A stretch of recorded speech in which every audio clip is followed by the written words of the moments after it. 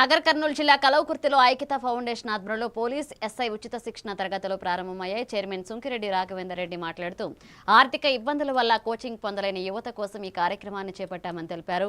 6 మండలాల్లో 60 రోజుల పాటు అనుభవజ్ఞులైన శిక్షకులతో శిక్షణతో ఇకపాటు స్టడీ మెటీరియల్ అందిస్తున్నామన్నారు. ఉద్యోగ అవకాశాల కోసం యువతి అవకాశాన్ని వినియోగించుకోవాలన్నారు.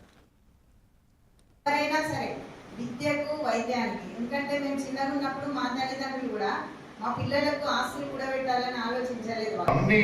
అందరి దగ్గర నుంచి ఒకటి ఫీడ్బ్యాక్ వచ్చిన తర్వాత మీ అందరి దగ్గర నుంచి తీసుకున్న తర్వాత ఏం చేస్తే బాగుంటుంది అనే దాంట్లో అప్పుడు 2023 బ్యాచ్కి సంబంధించి ఎస్ఐ కానిస్టేబుల్ 23-24 బ్యాచ్కి సంబంధించి అప్పుడే వచ్చింది ఎస్ఐ కానిస్టేబుల్.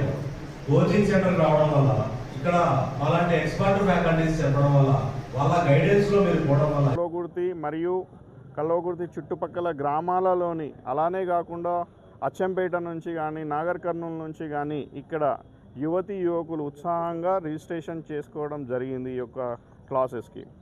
ఇక ముందు కూడా రాబోయే నెక్స్ట్ వీక్లో ఆమన్గల్ April 30th ఆమన్గల్లో స్టార్ట్ అవుతుంది. May 3rd నాడు వెల్దండాలో స్టార్ట్ అవుతుంది సేమ్ క్లాసెస్.